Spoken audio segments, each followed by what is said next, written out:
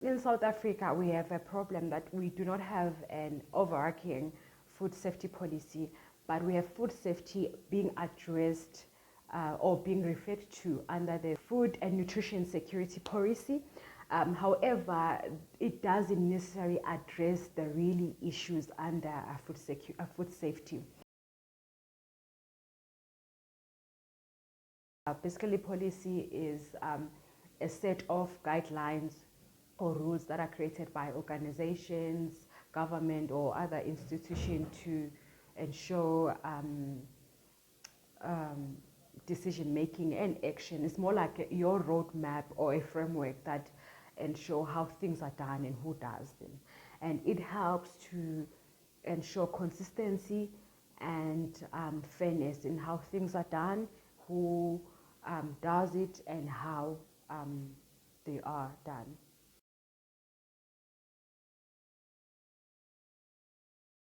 We have different kind of policies. We have water policy, we have waste management, we have food and nutrition security policy, and now we are talking about food safety policy.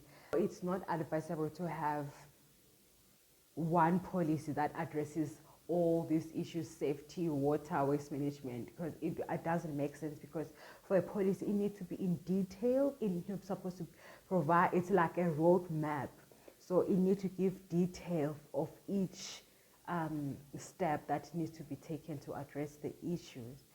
And so, for instance, for a food and nutrition security, it touches a bit on food safety, it touches a bit on nutrition, accessibility, and all those, because these are components underneath food security. However, it is very important and it's very recommended that we have a standalone or overarching food safety policy alone to comprehensively address the issues that are related to food safety.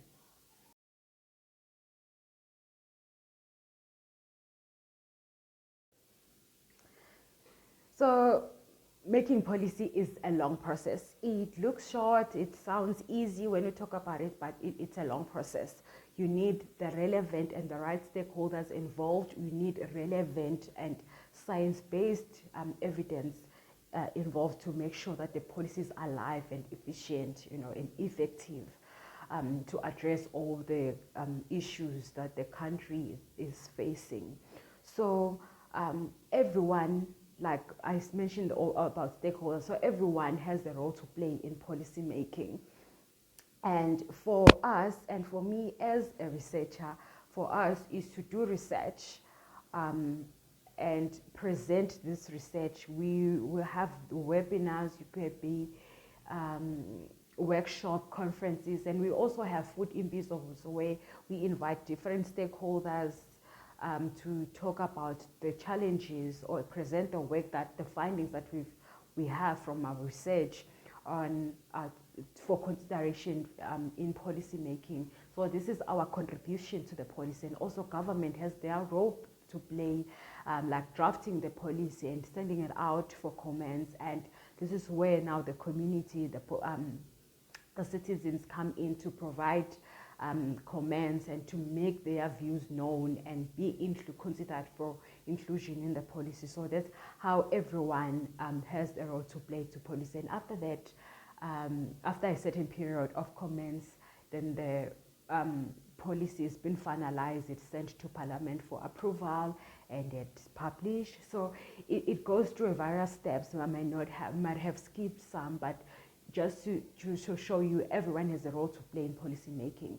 And also this is also important because also to involve communities, because mostly we and consumers, we also as a consumer myself, I'm also mostly affected by the policy, So it is important that's why it is important to involve everyone, including the community and people at the grassroots level.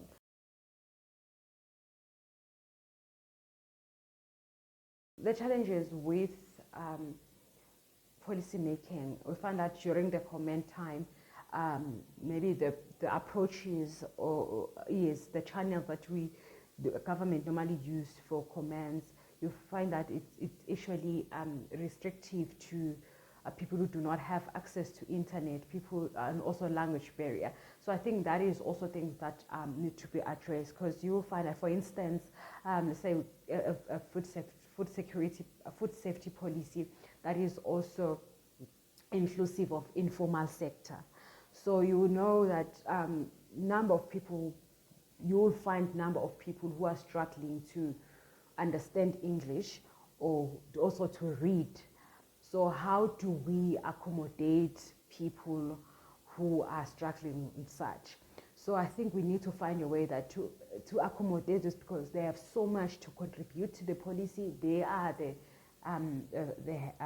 the users, the first-hand users of the policy.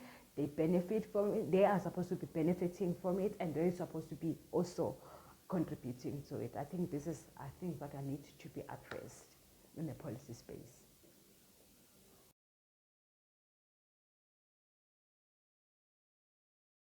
So people who've done policy and governance studies or research, or people who are interested into getting into the space, I will encourage you to, take up the food policy courses and whatever, and join, the space, because it is very significant work that we are doing, and you don't necessarily have to have done the policy courses from undergrad. For instance, myself, I started as a plant production person, extension person, and only for PhD I joined food policy and governance, and looking into transdisciplinary, which is also a way to go, because I used my background knowledge, which is production